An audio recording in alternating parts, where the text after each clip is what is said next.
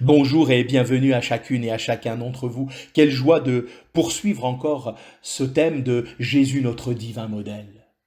Dans le psaume 23, l'auteur nous dit « Il me conduit dans des sentiers de justice à cause de son nom ». Mais que sont ces sentiers de justice? Eh bien, ce sont ceux qu'a suivis le Seigneur lorsqu'il était ici-bas, des sentiers dans lesquels le péché est absent. Et c'est aussi dans ces sentiers de séparation du mal, de tout mal, que nous sommes appelés à marcher. Remarquons ce que l'apôtre Pierre mentionne, dans la bouche duquel il n'a pas été trouvé de fraude. Qu'est-ce que la fraude? Oh, nous le savons fort bien. Quand nous traversons la frontière et qu'un voyageur se ferait prendre pour avoir voulu passer des marchandises en fraude, Christ a toujours dit la vérité. Il n'y a eu aucune fraude, aucun mensonge dans sa bouche. Il n'a jamais péché de ses lèvres. Jamais homme ne parla comme lui. Ah, que Dieu nous accorde, et demandons-lui bien sûr, de nous donner des lèvres sanctifiées.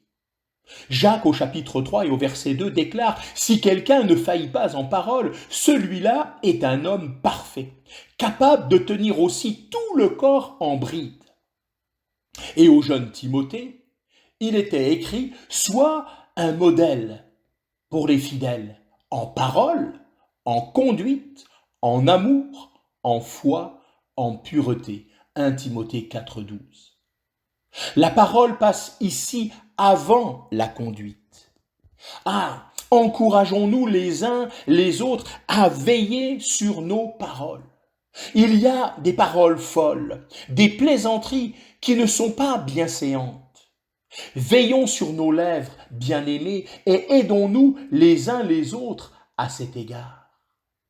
Christ, notre divin modèle, l'homme doux par excellence, dans 1 Pierre 2, 23, il nous est dit qui, lorsqu'on l'outrageait, ne rendait pas d'outrage, quand il souffrait, ne menaçait pas, mais se remettait à celui qui juge justement. Tout au long de son ministère, Christ a été l'homme doux par excellence. Alors, qu'est-ce que la douceur? C'est le caractère d'un homme qui n'insiste pas sur ses droits. Un exemple. Le village de Samaritains qui n'a pas voulu recevoir Jésus parce que sa face était tournée vers Jérusalem. Luc 9, 51, 56. Jacques et Jean lui demandent « Veux-tu que nous disions que le feu descende du ciel ?»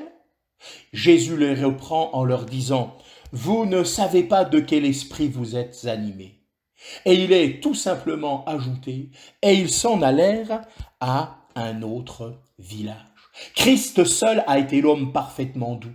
Comme il le dit aussi lui-même, « Je suis doux et humble de cœur. » Contemplons-le afin de lui ressembler en cela aussi. Que votre douceur soit connue de tous les hommes. Le Seigneur est proche. Philippiens 4. Nous sommes exhortés à notre tour à montrer toute douceur envers les hommes. Il ne faut pas que l'esclave conteste, mais qu'il soit doux envers tous, enseignant avec douceur les opposants. Paul exhortait les Corinthiens par la douceur et le fait d'être débonnaire en 2 Corinthiens 10, 1. Que Dieu nous accorde sa grâce afin d'y parvenir et que Dieu vous bénisse.